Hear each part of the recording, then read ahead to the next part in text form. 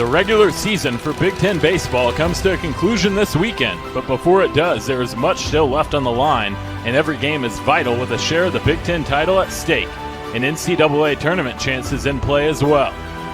In second place currently, the Michigan Wolverines come to West Lafayette to take on the third-place Boilermakers of Purdue, who have won their last 10 games here at Alexander Field. Brett Douglas joining you alongside my partner Connor Hoke. And Connor, the last time two 30-win teams faced off in West Lafayette was 25 years ago.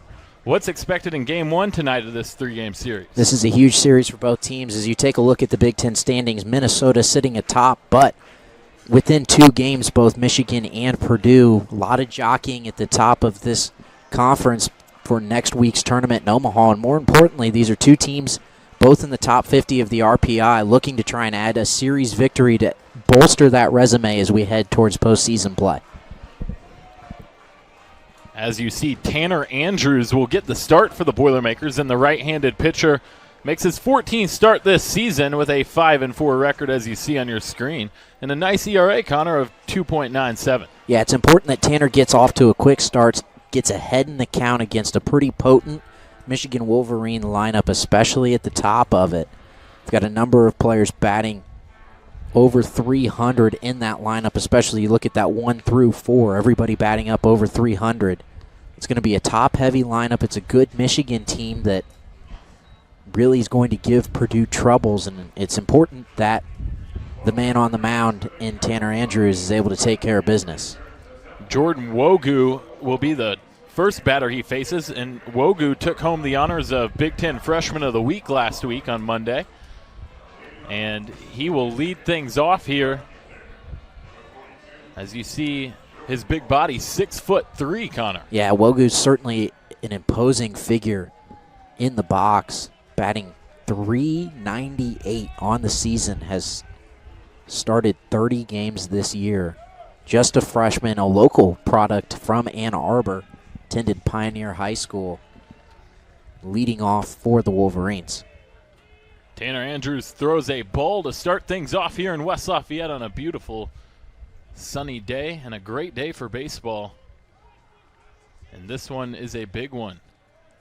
It's important for each team to get off to a good start in this series. Yeah, Purdue currently sitting on the bubble for the NCAA tournament, need to get 2 or 3 games from this series and then have a strong showing in the Big Ten tournament next week. And as Wogu grounds one over to Tyler Powers, and that'll be the first out.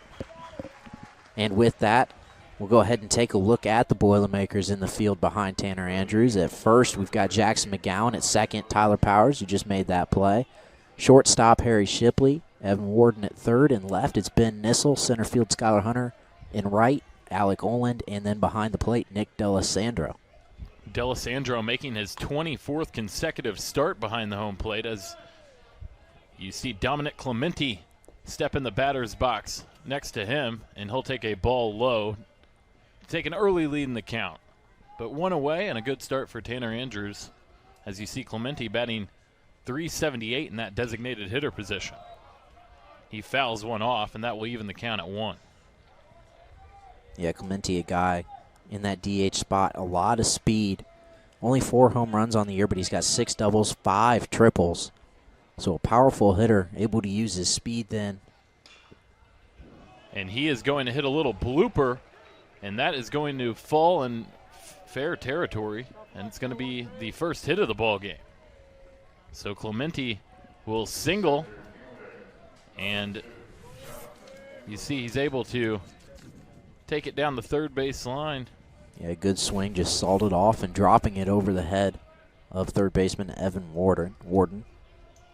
And this is a Michigan team that was rolling until last weekend when they ran into a buzzsaw in Illinois, dropped 2 of those 3 games, needed extras to pick up that Sunday rubber match and avoid the sweep.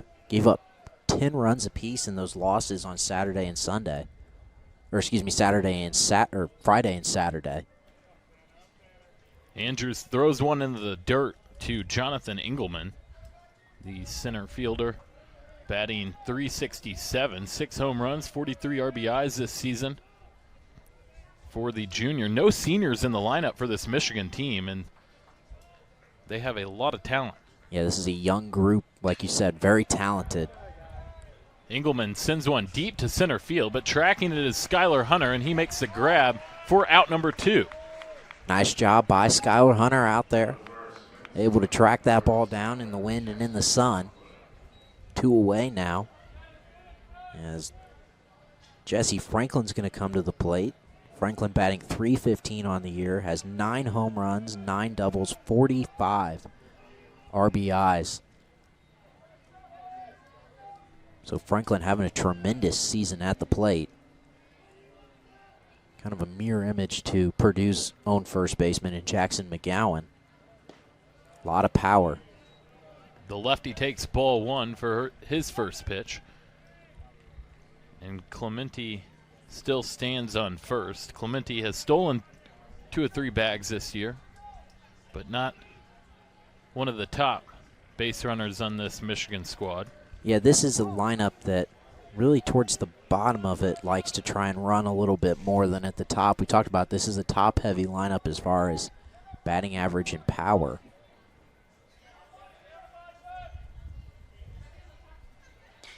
The 2-0 pitch is going to be fouled off to move the count to 2-1. 2 away here in the top of the first as Tanner Andrews tries to secure out number 3 for the Purdue defense.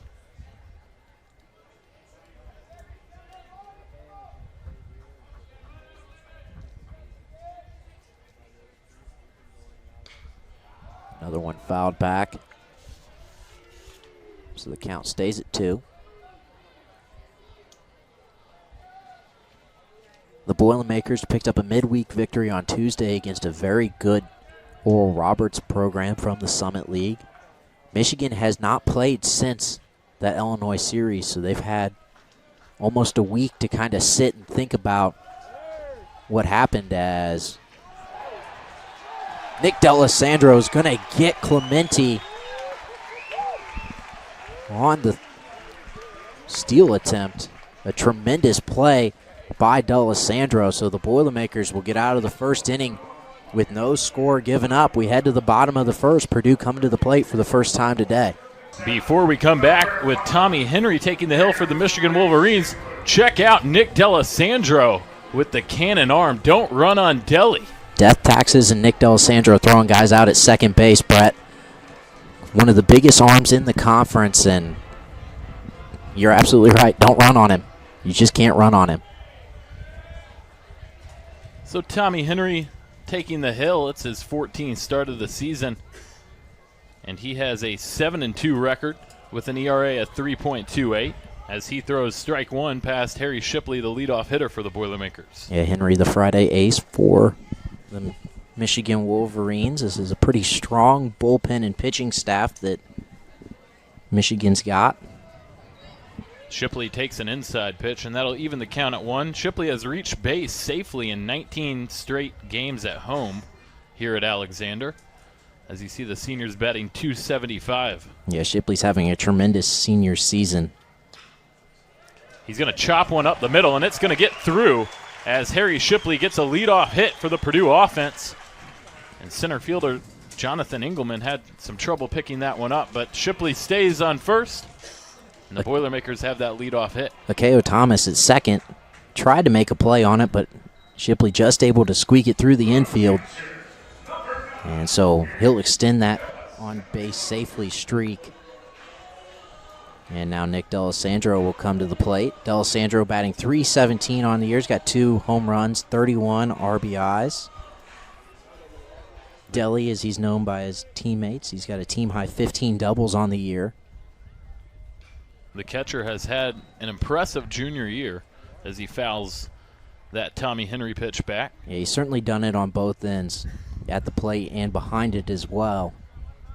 Like we saw in that first inning, able to throw runners out, has really embraced some of the grittier, dirtier aspects of being a catcher this year, and it has helped his game out tremendously as he lays down a bunt foul to make the count 0-2. Has a lot of speed, too. He tops nationally among catchers with 21 steals and tried to show off his speed there, but Like you said, Connor, he fouled off that bunt to move the count to 0-2. Yeah, Nick D'Alessandro is what you would call an aggressive base runner.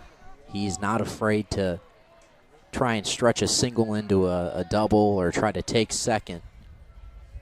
They're facing a lefty in Henry. Purdue will try to play a ton of mind games at first and really at second and third as well. It doesn't really matter. If when Purdue's on base, they're trying to mess with the pitcher and force them into mistakes, and we've seen that philosophy really become the mantra for Purdue over the last month of the season. The lefty, Tommy Henry, has a good look at Harry Shipley, and he's going to deliver. D'Alessandro sent a chopper down the third base line, and a misplay by Jimmy Kerr at third base allows everyone to be safe. Yeah, Kerr just trying to go to the backhanded glove and just not able to get the ball. As we take a look at it, looks like he just maybe squeezed it too early. It gets away from him. So an error early for the Wolverines puts runners at first and second for Purdue. And now Skyler Hunter comes to the plate. And the sophomore has reached base safely in 17 consecutive games, has a base safely streak of his own to match Harry Shipley, who you see at the bottom of your screen get a leadoff on second. Henry's pitch delivers for strike number one. Yeah, and in the field behind Henry, we've got Jesse Franklin at first, Akeo Thomas at second, Jack Blomgren at short, Jimmy Kerr at third, Jordan Wogu in left, Jonathan Engelmann in center, and then in right, Christian Bullock, and behind the plate, Harrison Salter. We've talked about this is a young Michigan lineup, as they're going to say that ball, I believe, bounced in the box and is foul. So an 0-2 count now for Hunter. It almost seemed that Hunter bunt hit him. We'll take a second look, and it just bounced back. Looked like it bounced off of his hand. And this has really been Purdue's MO since really the beginning or the middle of April. This small ball mentality, trying to lay down bunts, being aggressive on the base paths, and trying to force their opponents to make plays. Purdue's not a power-hitting team, not a ton of home runs, not a lot of gap-hitting doubles in the lineup, but they just want to try to go base hit, base hit, base hit, and then maybe they can put something in the outfield and score. And it's worked to great effect. They had a 13-game winning streak. It was the longest in the nation. This is a team that's playing really, really well heading down into postseason time. Skyler Hunter at the plate. He's the Boilermakers' top hitter by percentage with a .326 batting average. Has a 1-2 count, and he's going to send one back to the mound. They make the throw to third, trying to get Hunter at first now, but the throw's a little late. They get Shipley at third and get out number one as the ball returns to Tommy Henry. Yeah, tough one. Bounce chopper right to Tommy Henry. Good heads up to throw out the leadoff man and Harry Shipley at third.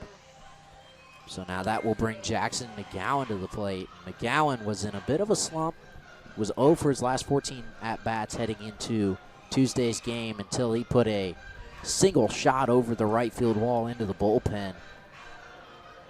Picked up his 12th home run of the season, and the junior is batting .305 on the year. And he's got 49 RBIs. He's been unbelievable in these types of situations this year for the Boilermakers. He's batting, or his slugging percentage is a .569. So he has really done a nice job of coming through in the clutch when Purdue's got runners in scoring position. And we've seen a lot of teams, as a result of it, they're just pitching around him. They're trying to walk him, trying to force him to chase out of the zone. So he's drawn a ton of walks this year as well. He fans at pitch number one from Henry, who's trying to just get out of this inning without giving up any early runs. Anytime in Mcgowan, if you have 43 walks on the year, that's a sign of respect from opposing pitching staffs. They know you don't test him and you don't put it over the plate. He had a multi-home run against Maryland, and since that, he's been walked 19 times. as D'Alessandro retreats back to second. Yeah, and if you're unfamiliar with Nick D'Alessandro's game, don't be shocked when we go to this camera angles you're seeing the replay if D'Alessandro is out of screen.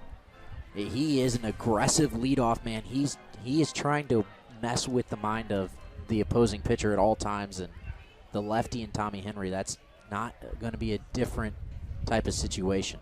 We've talked about this before, but catchers usually aren't known for their base running ability, but D'Alessandro tops the nation. 21 stolen bases on 24 attempts. That is a solid percentage. And D'Alessandro's got a lot of what they call swagger. He's certainly got a confidence about himself. He's not afraid of anybody. The count is 1-1 against Jackson Mcgowan as Henry looks to deliver. And that will be strike number 2. Caught Mcgowan looking there. Yeah, the Purdue contingent here at Alexander Stadium not too pleased with that call. Grady Smith, our home plate umpire, rules it strike number 2, and the count moves to 1-2.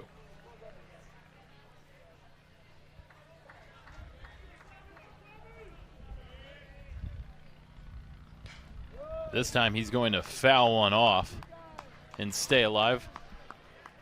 And just like you mentioned, Connor, D'Alessandro left the screen on that one. Yeah, he's gonna try to take off on anything hit with some decent contact, and Mcgowan has been known to do that. Not a guy who's putting a lot of balls in the dirt.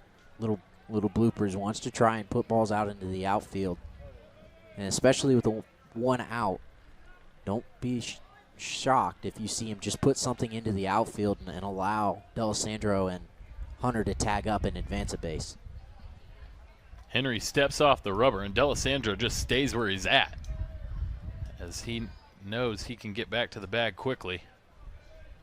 Now he'll take a little bit of a lead. That pitch is inside. Salter comes out of the position looking to try and throw out D'Alessandro, as D'Alessandro was about halfway to third when that ball hit the glove of Salter. He was nearly past shortstop Jack Blomgren. The count moves to 2-2.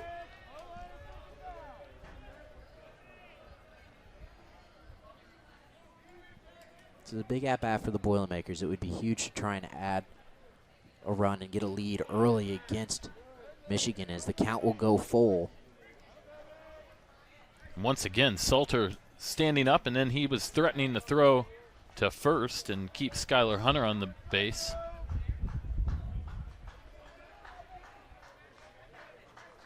The infield depth pretty deep, respecting the power of Mcgowan.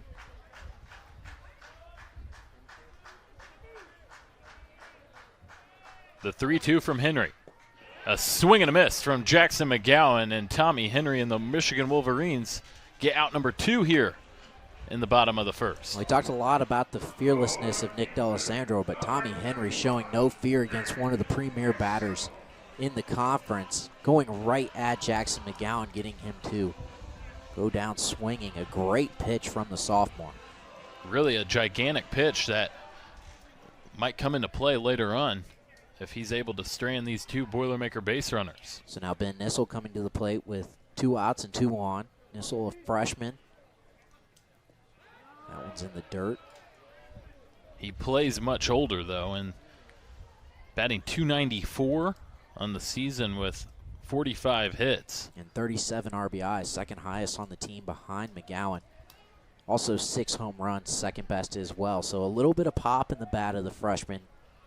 You know, he has been a huge addition to this roster this season, has settled things down in left, which has allowed Nick D'Alessandro to move pretty much full time to catcher. And right here, a ball through the gap of third and short is going to allow Nick D'Alessandro to score. So the freshman picks up another RBI as D'Alessandro will score from second. The Boilermakers on top, 1-0. Able to take it right in between that gap between second and third. And then D'Alessandro rounding the base and coming home for the first run of this ball game, showing off the wheels he has. Skyler Hunter moves to second base. And now Ben Nissel stands on first after that RBI single. So now Nick Everetts will come to the plate. Nick Everetts, the DH for the Boilermakers, has gotten the start over the last handful of games. Everetts, unlike his counterpart in Evan Kennedy, who is the other primary DH guy for the Boilermakers, a little bit faster, kind of plays to that small ball mentality more so than Kennedy does. Although Kennedy did get his first career collegiate home run in Tuesday's game against Oral Roberts. In that Oral Roberts game, you were on the call, Connor. It was a battle. Absolutely, yeah. We talked about it. It's a good program, a 33-win team in Oral Roberts. Number 1 in the Summit League. Number 1 in the Summit League. At one point it won 9 straight. That was tied for 4th longest winning streak in the country. We're winners of 12 of the last 13 heading into that game on Tuesday, and they battled against Purdue. As this one's hit hard down the first base line off the wall of the dugout.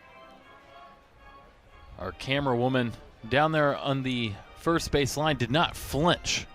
Nerves of steel down there. Nerves of steel. Nerves of steel.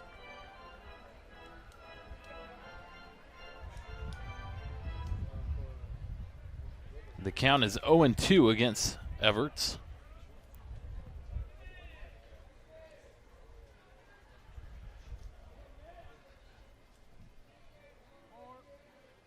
Henry will deliver. This one's popped up to short right field, and coming under it will be Christian Bullock, who's going to snag out number 3, but the Boilermakers are able to put 1 on the board, and they will lead it 1-0 as we head to the top of the second. A foul pitch there by Jesse Franklin will start the top of the second inning as Tanner Andrews takes the hill once more for the Purdue Boilermakers. They were able to score 1 in the bottom of the first as Nick D'Alessandro came home for Purdue. And that was exactly the start that the Boilermakers needed. Able to get on top early. We know that Purdue's calling card is that they're an extremely aggressive ball club. Able to get a key hit from Nissel, the freshman, as this one slicing away from Skyler Hunter will be a base hit for the leadoff man in Jesse Franklin. The left-handed first baseman for the Boilermakers gets a single. And Connor, that one looked like my golf swing. That's not a good thing. Not a good thing at all, but that's great if you are Jesse Franklin trying to avoid the center fielder in Skyler Hunter. Michigan able to get that leadoff man on, like Purdue was able to do in the bottom of the first inning. You see a K.O. Thomas coming to the plate, and he has a little play sheet on his belt. Yeah, it seemed. Something you don't see that often. A lot of times you might see guys have something on their wrist, but I suppose maybe a little more comfortable for Thomas. K.O. Thomas having a strong season in that 5 spot. A junior batting .271 on the year. He's got 48 hits, 22 RBIs, 10 doubles. Thomas will lay down a bunt. Andrews will cover it and make the throw to first. But Thomas is able to move his teammate and Jesse Franklin to second base. Yeah, so a nice job by Thomas, able to do his job. Gets Franklin up to second in scoring position with 1 away. And for Purdue, something to watch today that was a bit of an issue on Tuesday. They did have a couple fielding errors. Jackson Mcgowan dropped a pop-up that should have been a routine out to end the inning. Then Evan Warden, with 2 outs in the 9th, overthrew Mcgowan at first on a routine ground ball that would have ended the game for the Boilermakers, as this one swung on and lifted into shallow center. It'll be caught by Hunter for the Boilermakers. And so 1 pitch, 1 swing, and an out as Christian Bullock flies out into center. 2 away here in the top of the second as Jimmy Kerr comes to the plate. He had a fielding error in that bottom half of the first, but looks to redeem himself with his bat here with a runner in scoring position on second. Kerr struggling from the plate this year, 168. But he's got a man in scoring position and a chance to tie this ball game up. Andrews delivers a strike as Kerr got caught looking there. 1 home run for Jimmy Kerr, 4 RBIs. Has a good opportunity to extend that number. He does have 3 doubles on his 11 hits, so good power, good pop in the bat. Just has to get the ball in play. Takes a ball on the outside from Andrews. Andrews ready to deliver again.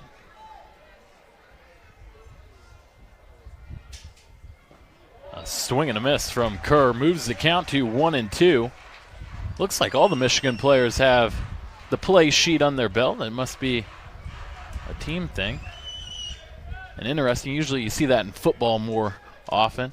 Well, it's a good way to try and quickly get your plays called. Distinguish those signals. A strikeout by Tanner Andrews. Catches Kerr looking for out number 3. Will end the top of the second inning. And the Boilermakers will try to extend their 1-0 lead as we head to the Boilermaker side of things in just a moment. And Tommy Henry will be back on the hill. He's going to face Alec Olin to start things off in the bottom of the second. The kids are out in full force today on this beautiful day. Tremendous crowd here at Alexander Stadium, as we've talked about at length early on in this game. This is a huge series for the Purdue Boilermakers, looking to reach the NCAA tournament for just the 3rd time in program history. Arguably the biggest series in Alexander Field history, which has been up for about 6 years now. Yeah, I think you would be spot on in that. As Alec Olin's going to continue his hot streak with a base hit here to lead off the second. Few people have been swinging the bat better than Alec Olin, batting .353 on the season. This is a guy who pretty routinely has been a sub-250 hitter in his career at Purdue, but this year swinging with a ton of confidence. And that's senior leadership, Connor. Absolutely. Had 2 seniors in Alec Olin and Harry Shipley, who offensively have both really struggled before this year, and both of them have picked up their execution tremendously as of late. Evan Warden to the plate, as Olin will get a bit of lead on first base. Olin has a lot of speed. He's stolen 4 bases this year as Warden takes a ball inside to start his at-bat off. Warden batting .256 on the year, 1 home run, 22 RBIs.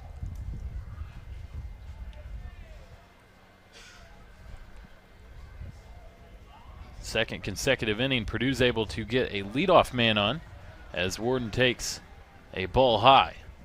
Olin's got 4 stolen bases on the season, so a threat to try and take second, although against the lefty and Henry, probably won't see too much stealing from first for the Boilermakers, as the hit and run appeared to be on, but Warden dribbles 1 foul down the first base side.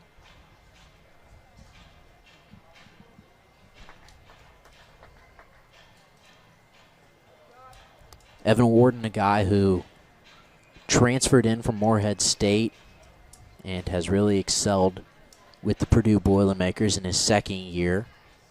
Started all 50 games this season at third for Purdue and has been a staple in the lineup batting-wise as well. The 2-1, and Warden will foul it off to even the count at 2.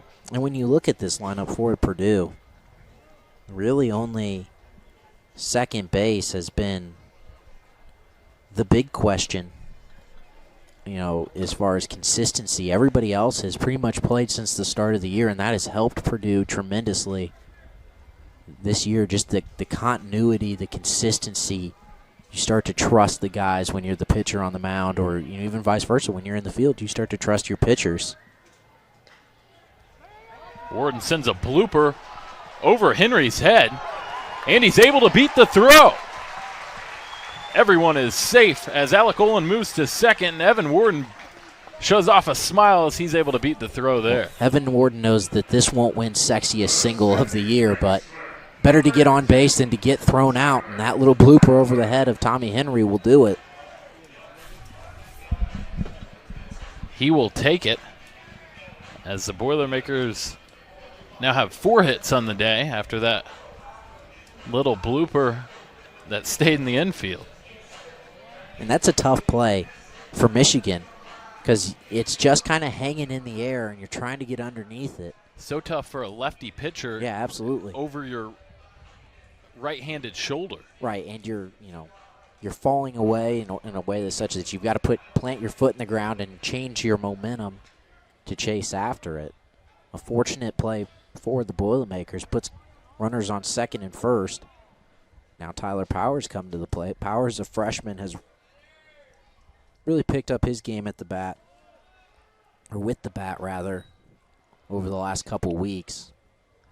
Has struggled, you can tell, just a freshman trying to get used to playing at this Division I level, especially a guy in Powers who, went to high school at a small school in Lafayette and Central Catholic, not a huge school, so you can, when you try to go to that Division I level, there can be a bit of an adjustment.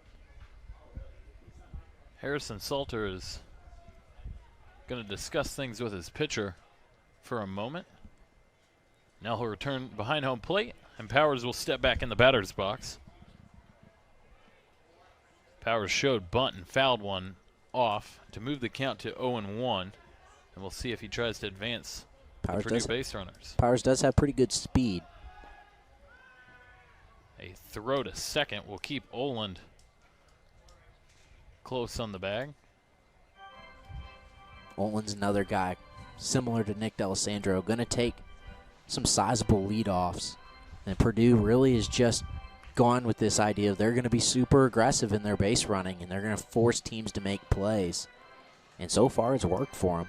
Head coach Mark Wazakowski is not shy, sending his runners different places. And it's going to be tough, though, against a team like Michigan, who's pretty sound fundamentally and disciplined. You're not going to force them into a ton of into errors. Not a ton of unforced errors. They're gonna make the plays. Count moves to 2-1 against Powers at the plate.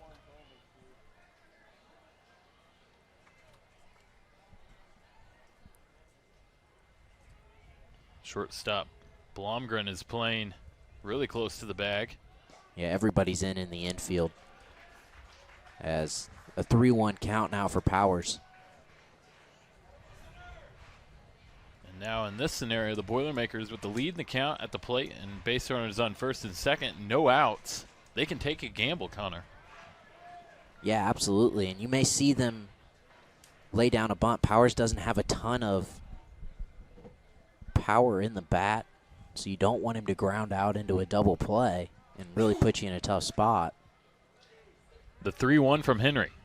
A bunt is placed down, but it dribbles foul down the third base line. As the count moves to full now. Bunt looked like it had solid contact off the bat, just kicked left and foul. So now, like you said, a full count. It's going to force Powers to at least take the bat off the shoulder and take a cut at it. As it looks like Henry wants to change out the balls.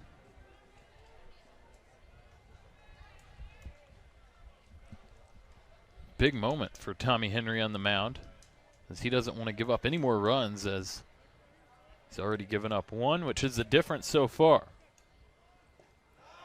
This pitch is inside, and that will load the bases as Tyler Powers takes his base. And Powers did a really nice job of making that strike zone as small as possible at that at-bat, forcing Henry to try and throw something in, and you can see just inside and below the knees. Great at bat for the freshman, and now bases are loaded for senior Harry Shipley, but before that will take place, a mound meeting will ensue for the Michigan Wolverines. And this is a big spot for the Michigan Wolverines. Purdue's got the bases loaded. If the Boilermakers are able to put a couple across the plate, this lead all of a sudden stops becoming a manageable one-run lead, and all of a sudden you could be looking at a 3 or 4 run lead for Purdue, and this is the situation that Purdue wanted to put Michigan in. So Henry, with nobody out in a tough spot, he's going to have to find a way to respond, either getting a strikeout or a shallow pop fly, or at best you can hit it, force Purdue to hit into a double play. The one thing you absolutely can't afford to do, though, is walk Harry Shipley. Or, in Shipley's case especially, can't let him get hit by a pitch. Shipley's one of the best in the conference at getting hit by pitches on the year. 15 times, Connor. Yeah, he leads the team in hit by pitches. He really loves to crowd that right side of the plate. Especially tough for a left-handed pitcher, throwing to the left-handed batter. Shipley will swing on the first pitch and send it to deep left field. Tagging will be Oland. He's going to come home, and he will make it safely as he crosses the plate for the Boilermakers' second run of the ball game. So Shipley with the sac fly, able to put it out into left field, but that will bring Oland across, like you said, and the Boilermakers on top 2-0 with one out and runners still on first and second, and Nick D'Alessandro coming to the plate. Shipley picks up his 22nd RBI of the season on that sacrifice fly.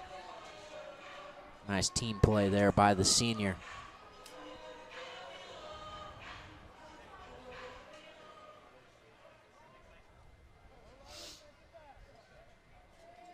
Now D'Alessandro, like you mentioned, to the plate.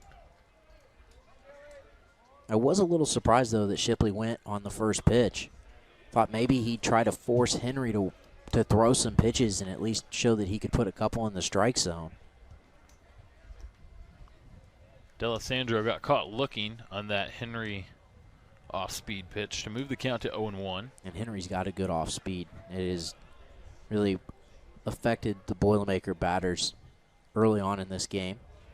Now he gets D'Alessandro to fan. And D'Alessandro in an 0-2 hole at the plate. Warden on second. Tyler Powers at first. This is exactly the opportunity that Henry was looking for. Get up in the count. Now you can go into your bag. He gets D'Alessandro to foul one off to stay alive. Count remains 0-2. And if you're on the mound and you're Tommy Henry, you got to be thinking, if I'm able to get out of this inning with the bases loaded with no outs and only give up one run, that's a win. That is a win. Absolutely a win.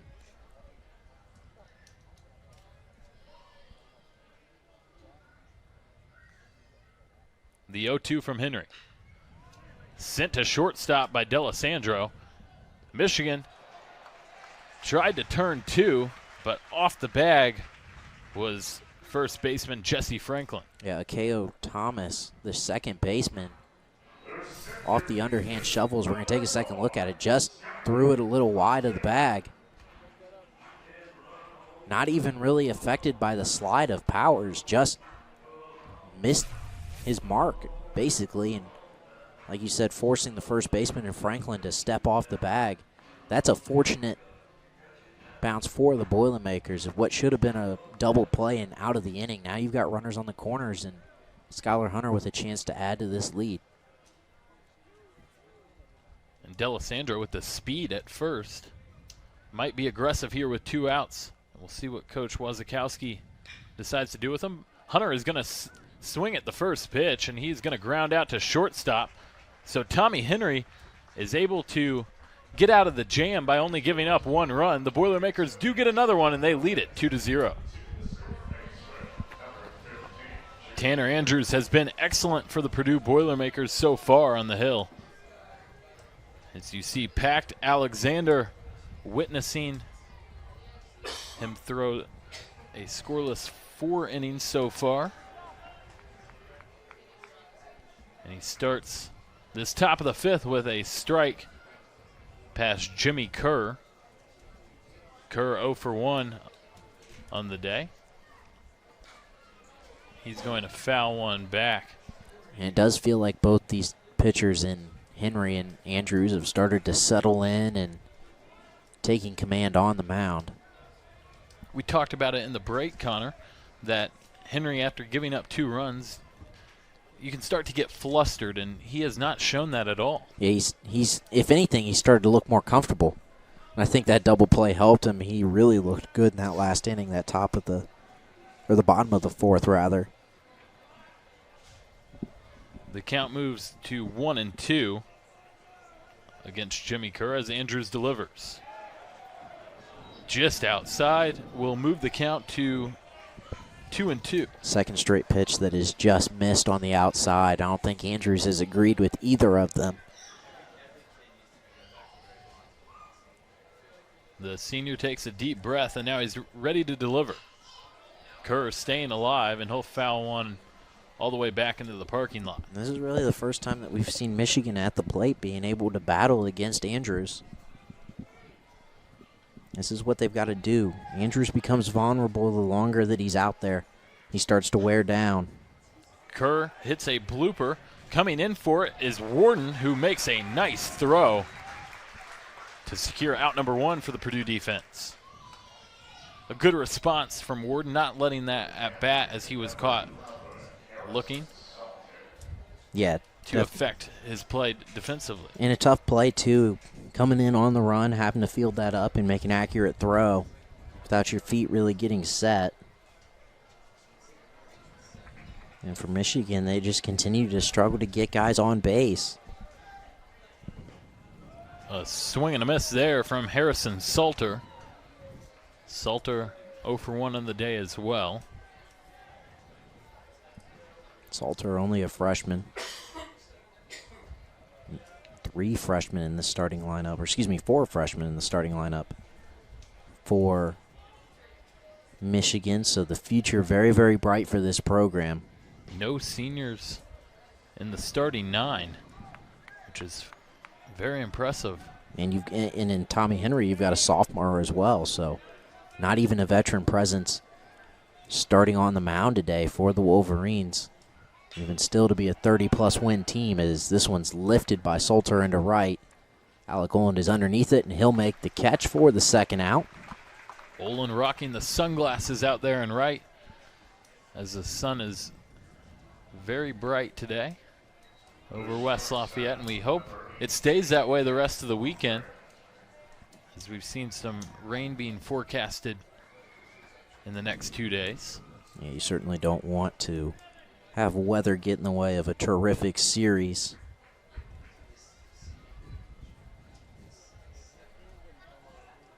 Jack Blomgren is up next, and he's going to swing at pitch number 1 and drive it foul. And he got a piece of that one. Yeah, it was a hard hit ball, just not able to keep it in fair play. Blomgren 1 for 1 on the day. Blomgren, despite the batting average coming into today's game, we talked about it, does have some pop in that bat.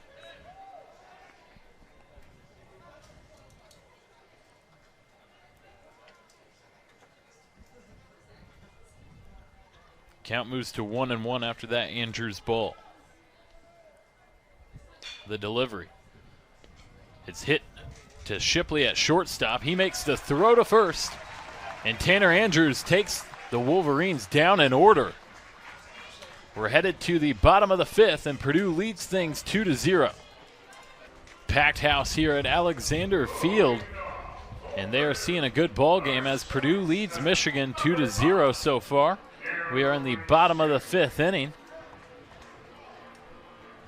And Tommy Henry, returning to the hill for the Wolverines, has pitched 2 consecutive scoreless innings against the Boilermaker bats. He faces the top of the order in Harry Shipley.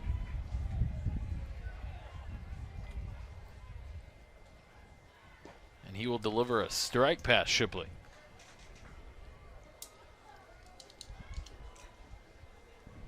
It'll be interesting to see as both these pitchers start to settle in just how big were those 2 runs for the Boilermakers early before Henry was able to collect himself and assert his dominance on the mound.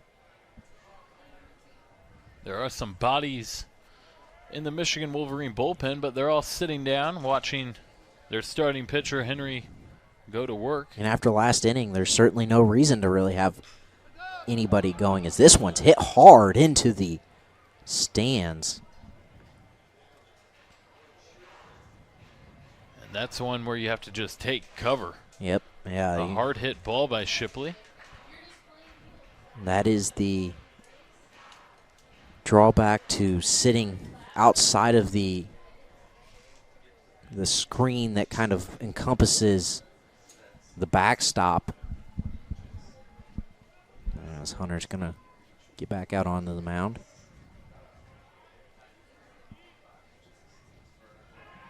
We hope everyone's okay, as Henry will deliver the 0-2. Shipley is able to get a hit, his second single of this ball game.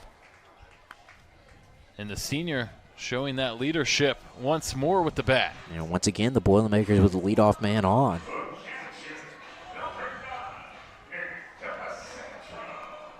Now Nick D'Alessandro, who's 0 for 2 on the day, but he was able to reach safely on a fielder's choice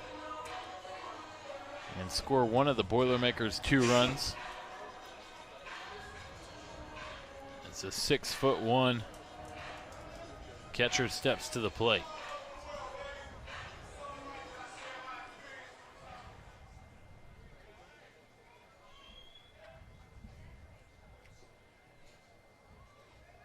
Harrison Salter standing up behind home plate. He gets the signal from the dugout, then relates it to the mound and Tommy Henry.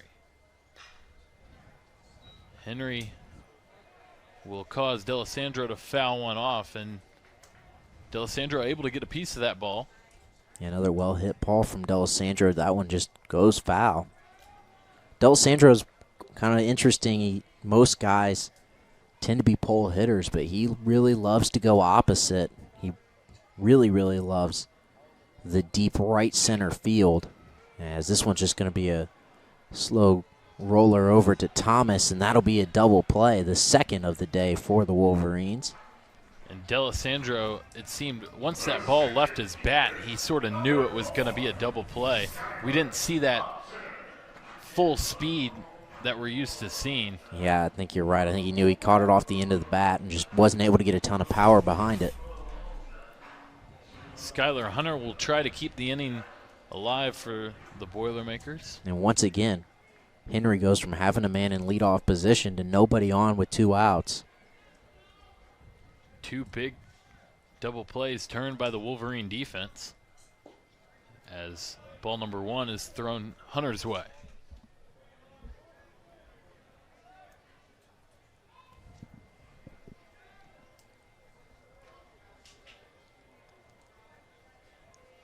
The 1-0 pitch, an off-speeder that connects for a strike to even the count at 1.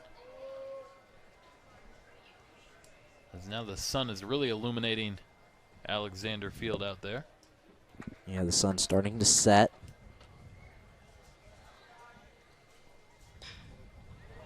As this one swung on, put down the first base line, and it'll get down in front of Bullock for a double. So Skyler Hunter going opposite, breaking out the Minecraft celebration as he stands on second. Able to pick up his 9th double of the season. And just a good swing. And it drops in fair territory. Similar to the Akeo Thomas swing that we saw a couple innings ago from Michigan, just flirting with that foul territory, but able to keep it in play. So now Jackson Mcgowan has a chance with 2 out and a man in scoring position to add another run to the lead for the Boilermakers. Tommy Henry was able to breathe after his defense was able to turn 2, and now facing a little bit of a danger here with 2 outs in the bottom of the 5th with Skyler Hunter board on second on your screen right there.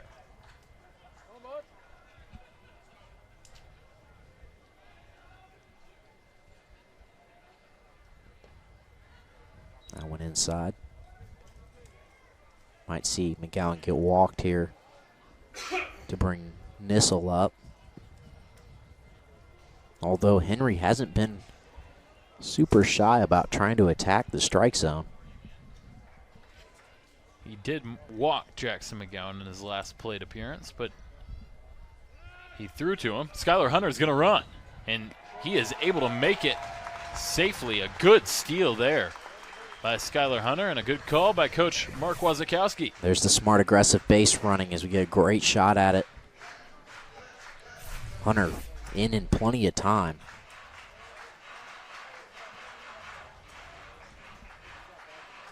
Purdue trying to add another run to their 2-run lead here in the bottom of the 5th. And you see Skyler Hunter trying to get in the head of Tommy Henry there. That's something that the Boilermakers love to do, especially against lefties at third base. They want to really try to extend that lead off. See if they can't force the pitcher to react. And we've seen a couple times this year, pitchers have just missed on those throws over to first or third. An inside pitch there to Mcgowan moves the count to 3-1. Even in one case against Rutgers, Ben Nissel at third was able to steal and take home, something you almost never see. And the Boilermakers, Coach Wazakowski and his staff, they love to be aggressive.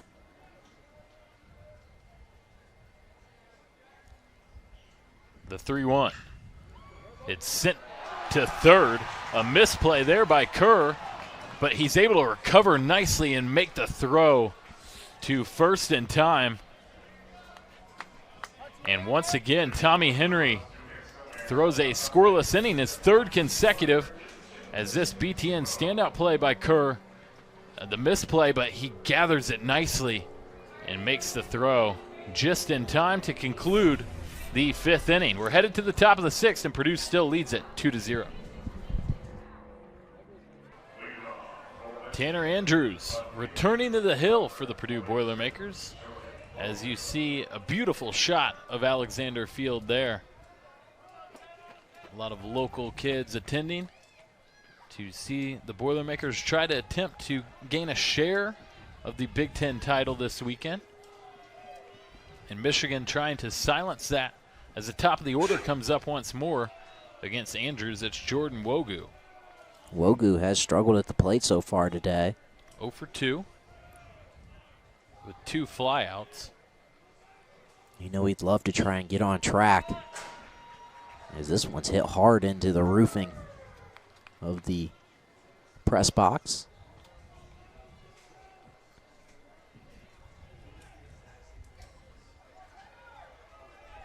Nice job by the Michigan defense to get out of the inning, and Wogu starts things off nicely offensively in this top of the 6th inning with a base hit and a single, his first of the game. Yeah, good swing from Wogu, able to just put the ball down in the gap.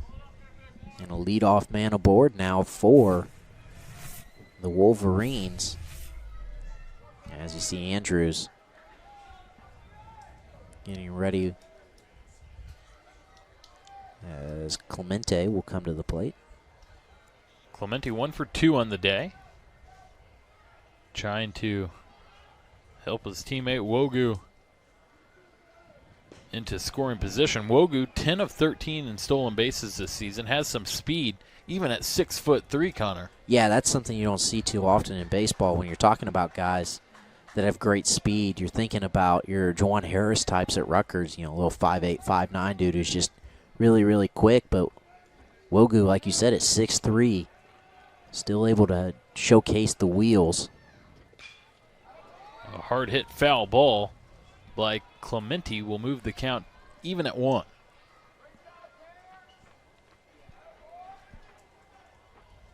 A hard hit ball that had an even harder hit off the back of a vehicle in the parking lot. That's tough for the fans.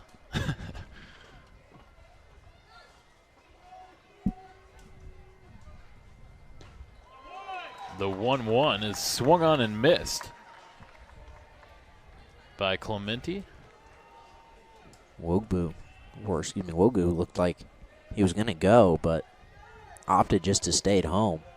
He's getting quite the lead on first, even though Mcgowan is playing close to the bag. And that will warrant a throw from Tanner Andrews. Yeah, I think just a reminder to let Wogu know that he's got to be paying attention. You can see the hand protector, almost looking oven mitt looking deal on his left hand. A swing and a miss by Dominic Clementi results in out number 1 as Tanner Andrews is able to pick up his second strikeout of this ball game. Take a second look at it. Just nice location, low, forcing Clementi to chase.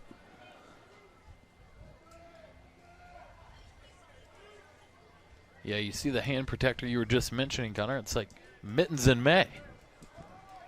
Has to be sweaty. Can't imagine that thing is ventilated particularly well, as Engelmann out at the plate takes the first strike on the pitch. Must be a climate thing. We've seen Jim Harbaugh come to West Lafayette, and he's decked out in that sweater in 90-degree weather. Must be a Michigan thing. The 0-1 swung on and missed by Engelmann as he finds himself in an 0-2 hole at the plate. Tanner Andrews looking for back-to-back strikeouts.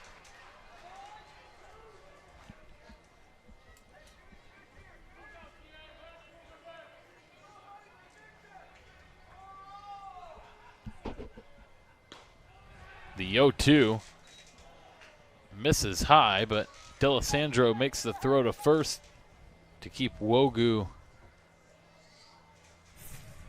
at the plate. Good throw down the line by D'Alessandro, but Wogu able to get back. Still taking a pretty healthy lead you could see on your screen. And that's going to warrant a throw over. And that one was closer than I think Wogu expected. Yeah, last couple times Wogu's not getting great footing on trying to get back to the bag. It looks like he's slipping out underneath himself. The 1-2. That one's in the dirt. A good stop there from D'Alessandro. Wogu stays at first as the count moves even to 2. Action in the bullpens now for both teams.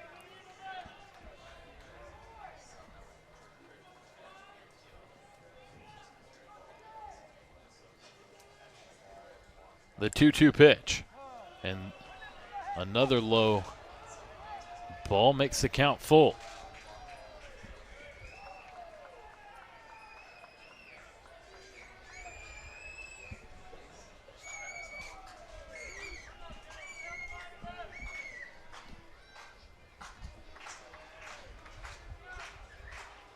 The 3-2 from Tanner Andrews is going to be fouled off by Jonathan Engelmann. Engelmann doing a nice job of battling at this at-bat, forcing Andrews to use some pitches. You talked about it. Once the fatigue sets in with Andrews, who we've seen a few times this season, it seems that almost the wheels fall off. Yeah, the bottom can fall out quickly for Andrews when he gets tired.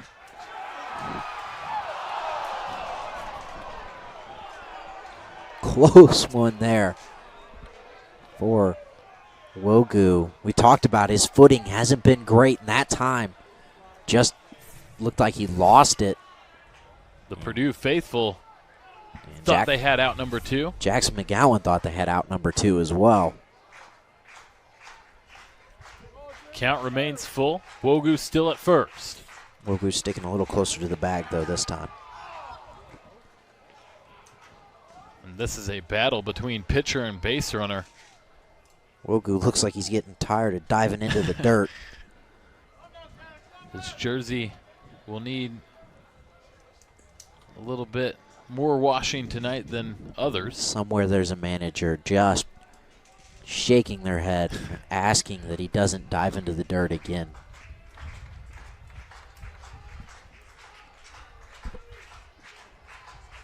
Andrews makes the throw to first once more, and that manager is wincing now as another throw made to first to keep Wogu there. Jason Harstick, the umpire over there at first base,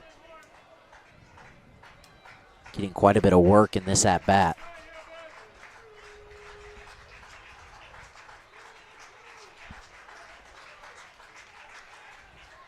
Once more, Andrews throwing to Mcgowan at first. Mcgowan a hole in his pants there, as he must have slid and ripped the pants.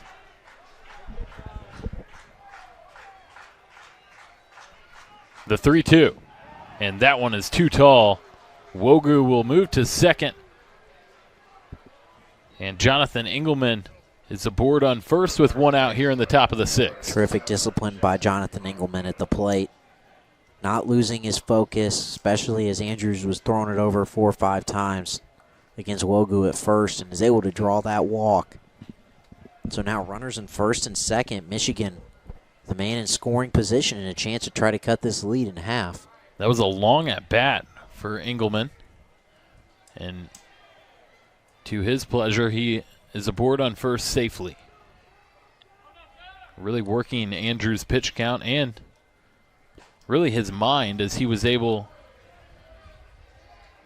to make a lot of throws to first base to keep Wogu where he's at. Yeah, absolutely. Every throw that you make to first, that does sap the arm strength little by little.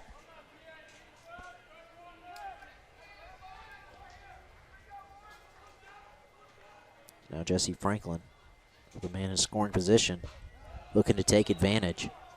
Franklin takes a ball outside, and that will move the count to 2-0.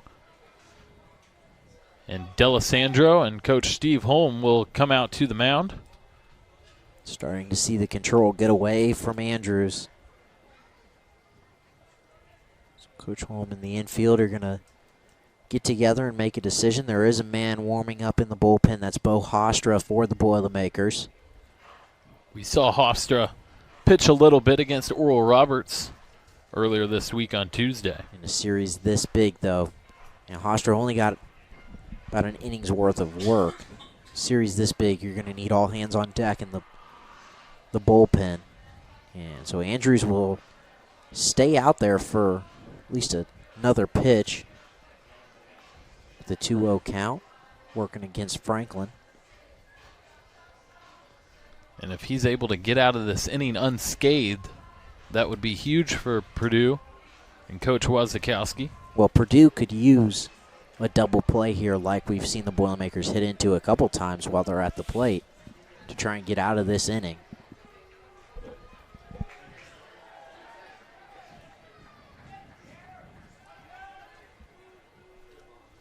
The 2-0 pitch to Franklin. Outside once more. And Tanner Andrews finds himself in a 3-0 hole at the mound.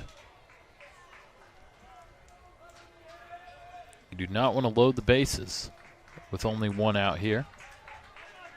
Certainly don't want to load the bases with a walk. At least force Franklin to put a ball in play. The 3-0. That one connects, and Andrews is able to stay alive, moving the count to 3-1 now. So you see Engelmann on first.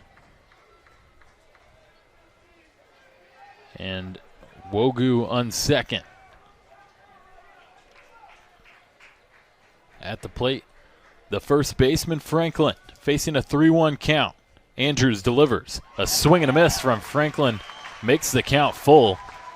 Good job from Tanner Andrews, the senior, to work back into this at-bat. Yeah, especially against Franklin. Franklin leads this Michigan Wolverine team with 45 RBIs on the season. He's a guy who comes up big in these situations. Good pitch from Andrews. And a big pitch About to happen. The 3-2. Fouled off into the parking lot by Jesse Franklin.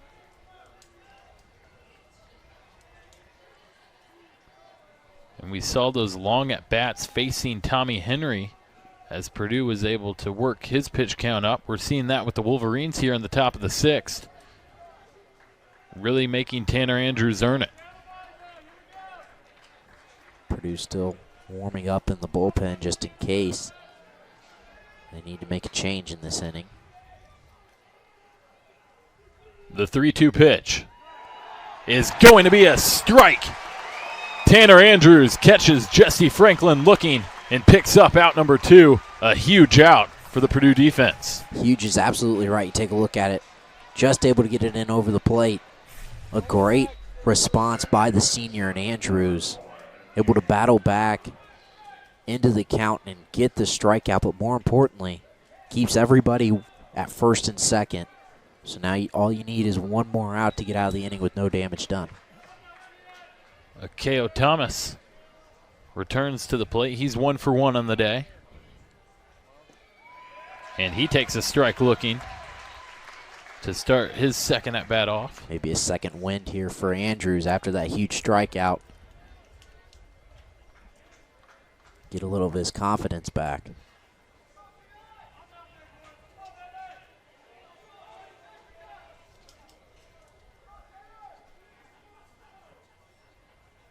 The 0-1. Another strike. And Tanner Andrews starting to roll here. Yeah, and you can see Thomas unhappy that those 2 strikes are basically in the same spot on the outside of the plate, or outside edge of the strike zone.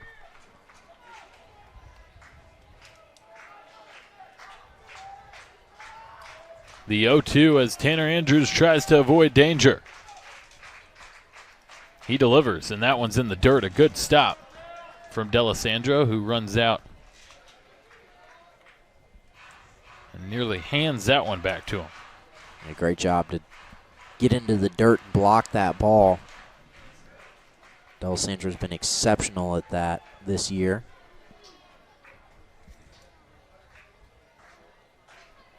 Thomas has 22 RBIs to his name.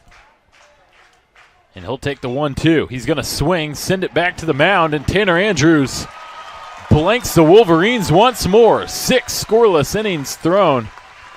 And Purdue still leads things 2-0. You're watching Big Ten Network.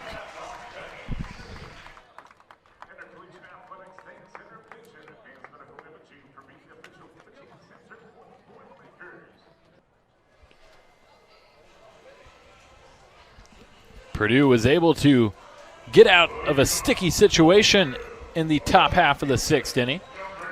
On Big Ten Network, it's a Big Ten clash between the Wolverines of Michigan and the Boilermakers of Purdue.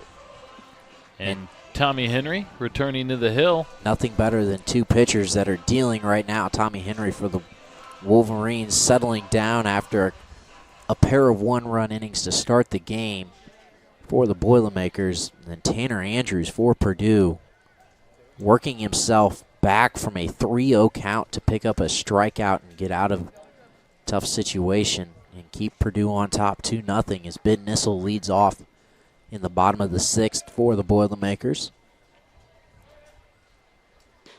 Nissel takes 2 balls to start his at-bat off. As Henry is through 5 innings pitched, he's given up 6 hits, but he's struck out 3 and recovered nicely from giving up 2 early runs. Swung on there by Nissel, and he's going to foul one to move the count to 2-1 now. Nissel's seeing the ball well over the plate.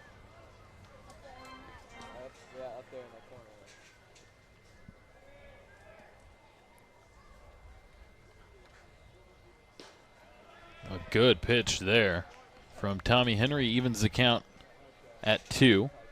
Both Andrews and Henry really working that outside part of the zone.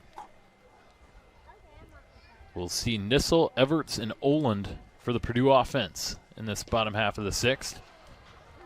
And Nissel is retired, struck out, swinging there as Henry picks up his 4th strikeout of this ball game.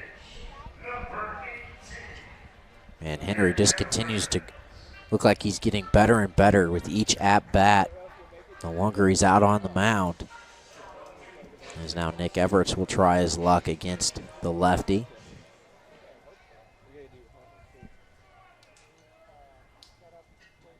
Everett swings at the first pitch he sees, and he's going to drive it over Jack Blomgren's head at shortstop for a base hit. Great job by Everett. Able to get a good piece of it and put it down in the gap out there in center field.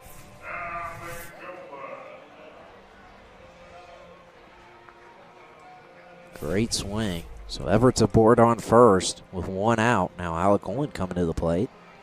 Olin 1 for 2 on the day.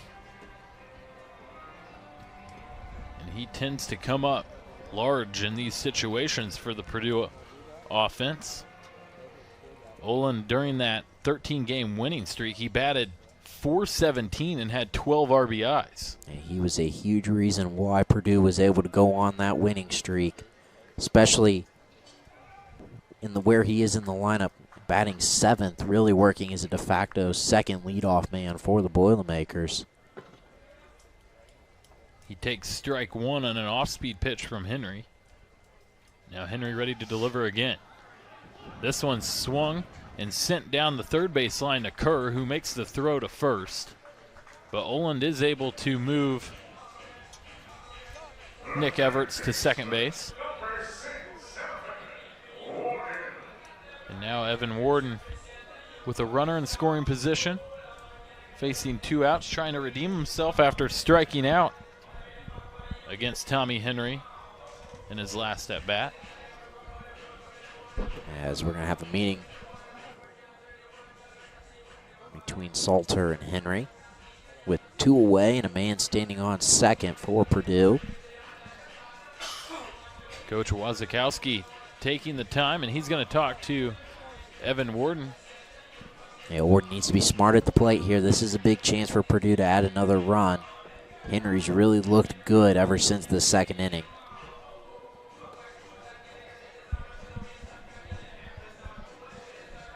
Warden now will step to the plate for his third at bat. He's 1 for 2 on the day. As you see Everett's begin his lead, he's 4 of 5 in stolen bases this season. Has a bit of speed.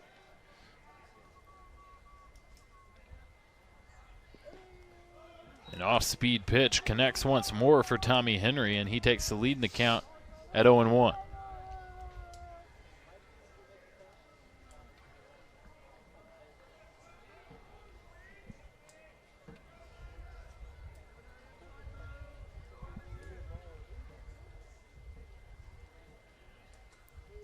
The 0-1 pitch. Swung on, sent down the third base line by Warden.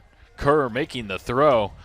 And out number 3 is secured by the Michigan Wolverines. They blank the Boilermakers for the 4th consecutive inning as Tommy Henry starting to connect on the mound. Purdue still leads 2-0. You're watching Big Ten Network.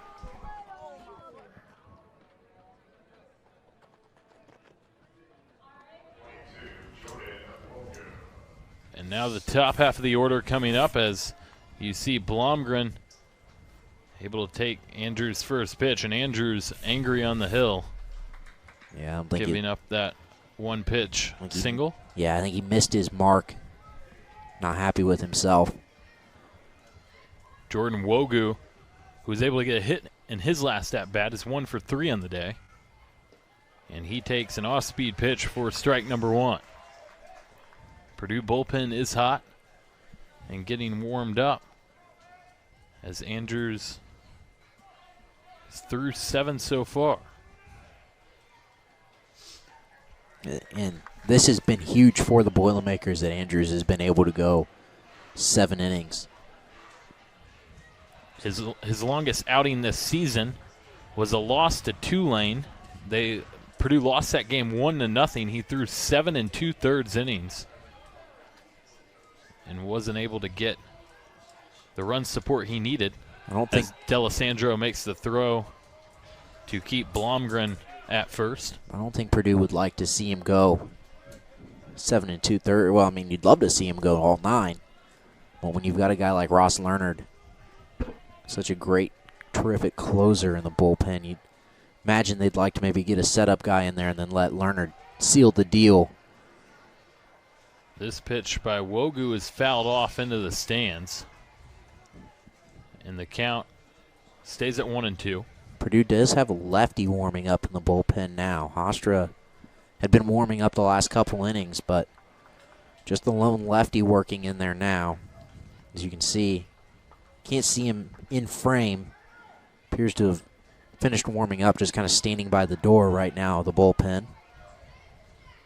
And I'm sure we'll see Hofstra later this weekend for the Purdue defense. Purdue would love to be able to use as few members of the bullpen today, as it is a long 3-game series. Like to keep as many arms available. The same for Michigan as well. You'd love to see Criswell give you another inning or two, as Wogu's going to go down. A great pitch. Andrews, 5 strikeouts to his name today as he catches Wogu looking, and it catches the bottom half of the strike zone. Coach Holm is coming out to talk to his ace, and that looks to be it for Tanner Andrews. He went 7 1/3, gave up 6 hits, struck out 5. Tanner Andrews' last outing here at Alexander Field is a solid one. Can't complain with no runs on the scoreboard given up through 7 1/3 innings. Yeah, 7 1/3 innings pitched, 6 hits, 2 walks, 5 strikeouts.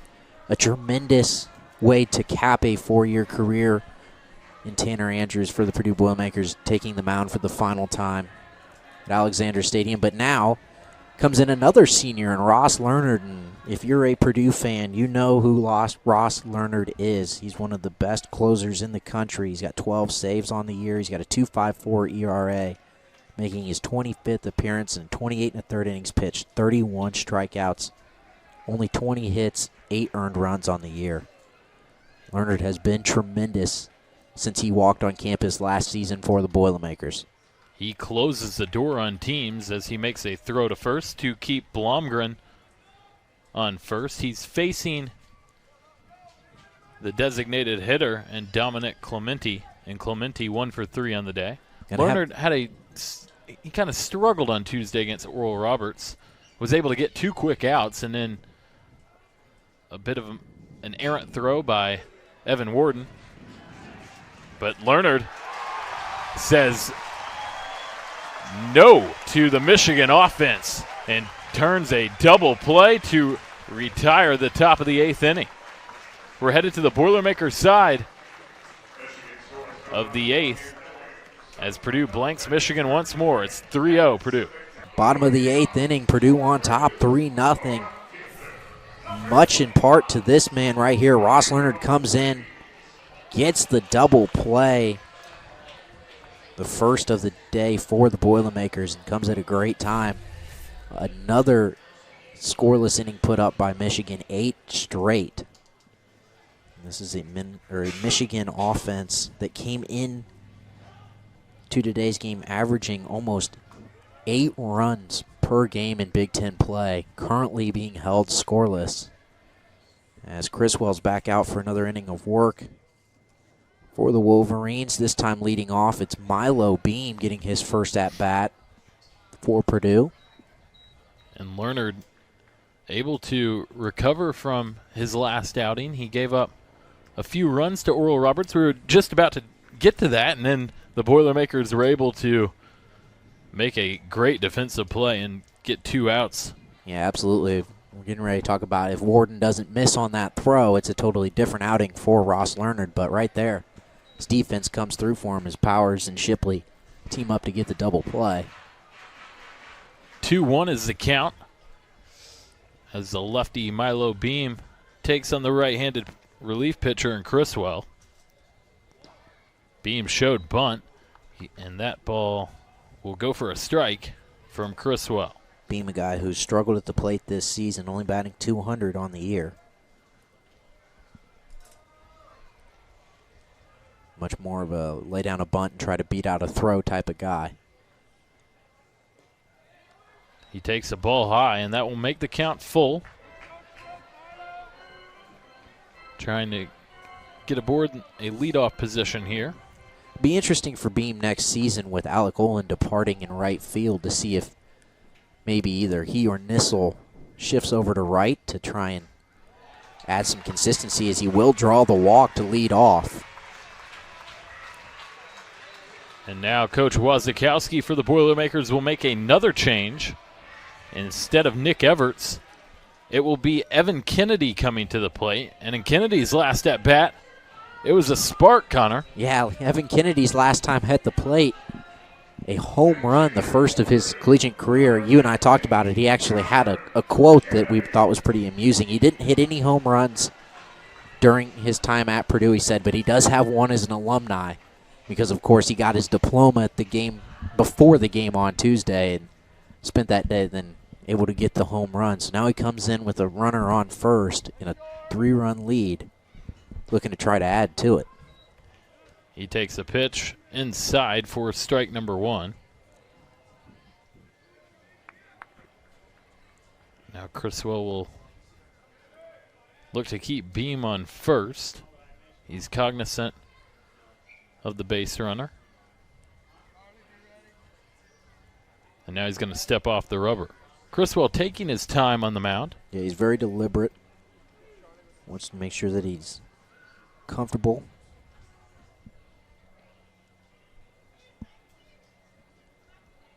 Beam does have 4 stolen bases on the season. Kennedy tries to lay down a bunt, and it's going to go foul down the third base line. And Beam will retreat back to first, and Kennedy will return home as the count moves to 0-2 in Criswell's favor on the mound. And this is great awareness and great coaching by Coach Wazikowski in Purdue, because you've got Milo Beam, who's very, very quick, standing at first. If Kennedy's able to successfully lay down something and get Beam to second, now you got Alec Olin coming to the plate, and Olin's as hot as anybody on your roster. Anything into the outfield will allow Beam to score from second. Kennedy late on that swing, but he's able to create some contact and send it foul to stay alive at 0-2.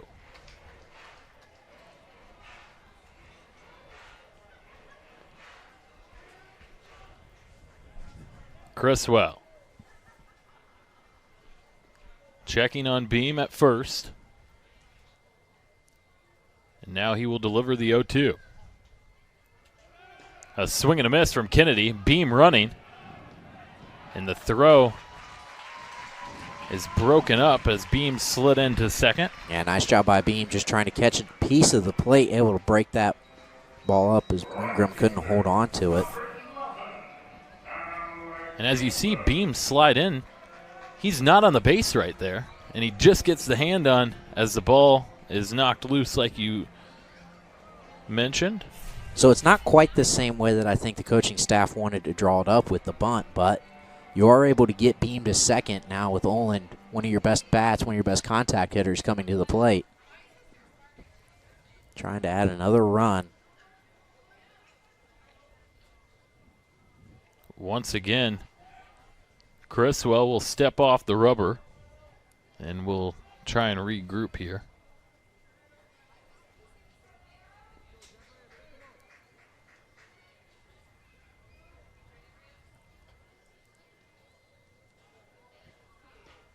That pitch got away from Criswell, and a good catch by Salter behind home plate.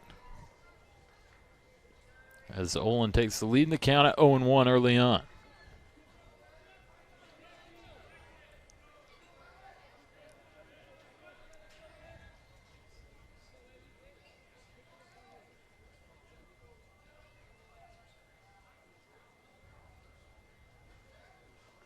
Olin's going to step out with the time.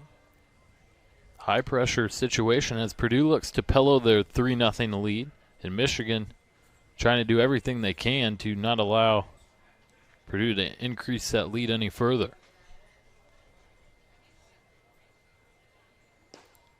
A good pitch there from Criswell. Evens the count up at 1. Criswell's been really, really good in relief. We talked about it. He's a deliberate man on the mound, but he's throwing good pitches and hitting his spots. Hard to argue with the results.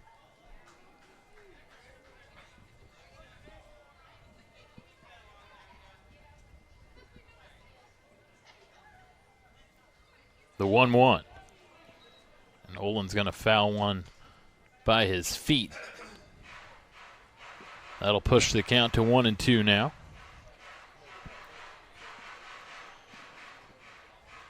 On deck is Evan Warden. And Beam stands on second.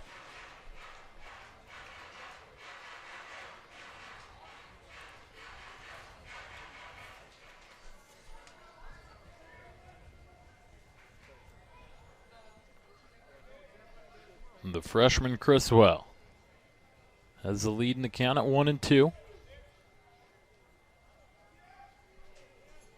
Check on Beam at the bottom of your screen. Now he'll deliver. That one gets away.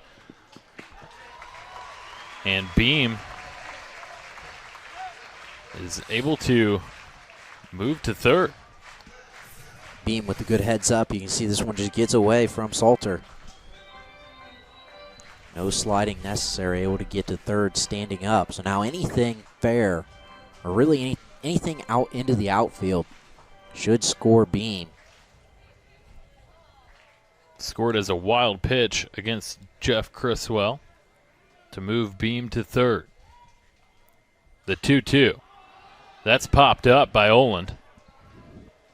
Back over. Going to catch the netting before the mitt of Criswell. Count will stay at 2. Stay even at 2. So now Olin's got a chance. Like we said, anything out into the outfield is good. You can get something out there, allow Beam to tag up and come home. Add another run to this 3-0 game.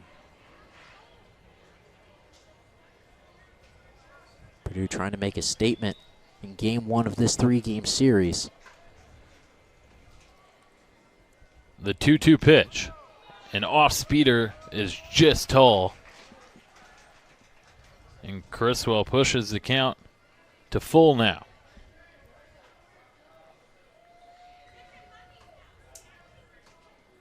Also an important scheduling reminder for games 2 and 3. They'll be carried on the Big Ten Network. First pitch at 7 o'clock tomorrow, and then on Saturday, first pitch at 1.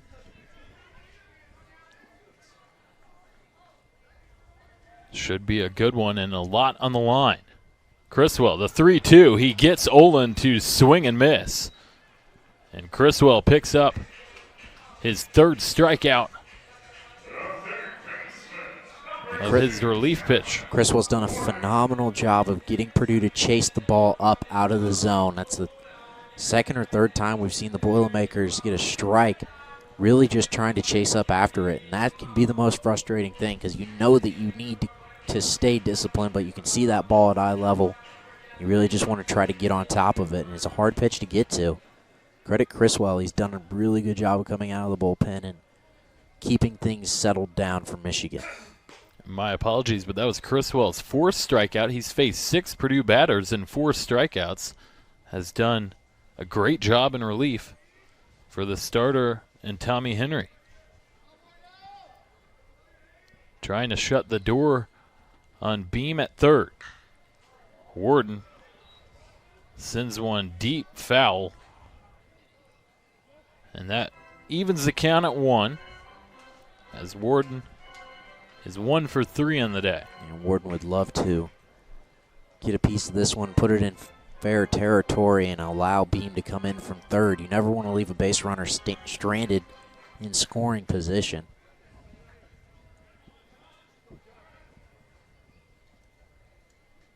The 1-1, a swing and a miss from Warden. Makes the count 1-2. As Warden steps out the batter's box trying to regroup after fanning at that pitch.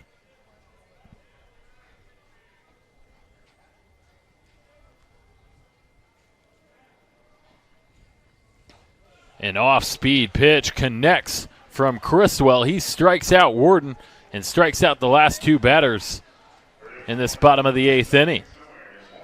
Michigan strands a Purdue base runner on third, and now they look to try and make a comeback in the top of the 9th. Ross Leonard back on the hill for Purdue, and he is trying to blank Michigan and throw a shutout against the Wolverines, along with Tanner Andrews, who went 7 1/3. He throws ball number 1 low to the 3-hitter and Jonathan Engelmann. And Engelmann is 0 for 2 on the day. Heart of the lineup for Michigan's going to get a crack at Leonard, but these are the final 3 outs right now that Michigan has, as they do trail 3-0. They're going to have to find something going in this at-bat. Engelmann batting .367 on the year, has not reached, he's reached base once on a walk, but has not been able to get a hit against the Purdue pitching staff. It'll be Engelmann, Franklin, and Thomas. Engelmann sending one foul, and that pushes the count to 1-2. We talked about how Michigan averages around 7 to 8 runs a game. They've been stifled by the Purdue pitching staff today.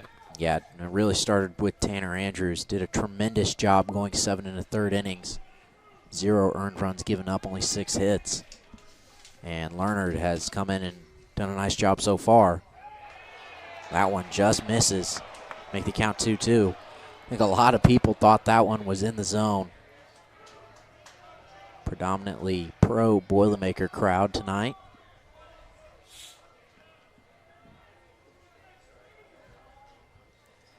So 2-2 count.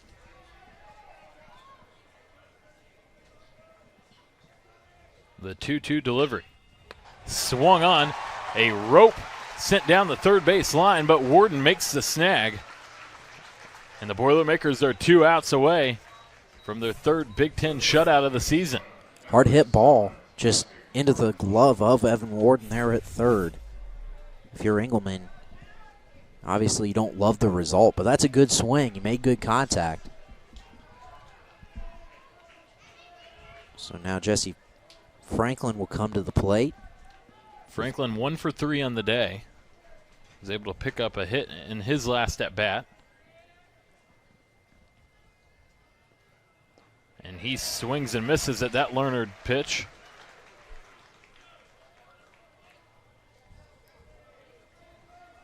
Leonard just straight up dealing. Yeah, Leonard's one of the best, coming in and closing the door on opponents. A hit for Michigan. And Franklin able to get the single. Franklin sent that one to right field, and Olin nearly threw it to first to try and get him, but he holds off. Nice job by Franklin, able to get a good piece of it. We did see against Oral Roberts that they were able to have some success against Leonard. Got a couple base hits, but base hits aren't what Michigan needs right now. They need runs.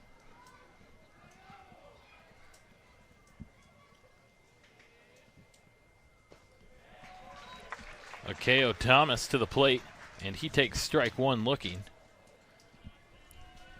as he makes his 3rd at bat. He's 1 for 2 on the day.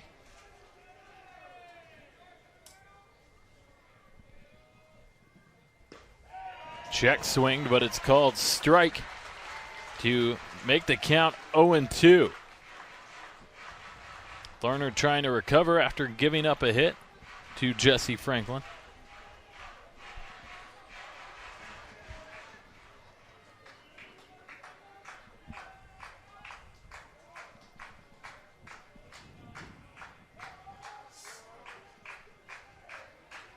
K.O. Thomas taking his time.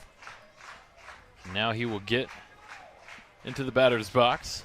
Already got one away, and he's got Franklin standing on first. Michigan needs 3 runs to tie. Thomas swings on and drives it to left, and Milo Beam is coming under it. He makes the catch for out number 2, and Michigan is down to their final out, and it will be Christian Bullock. Lerner doing a nice job of just getting Thomas to lift one into left. So more importantly, it keeps Franklin on first. Yeah, standing at first. And so like you said, down to the final out, Michigan trying to keep this game going. Purdue on top, 3-0. Bullock, the lefty. It comes down to his bat to stay alive as he's going to chop one foul down the first base line.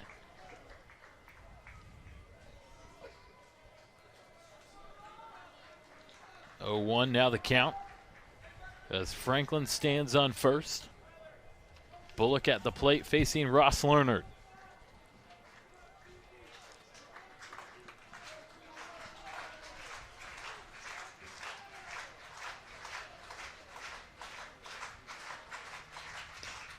A chopper.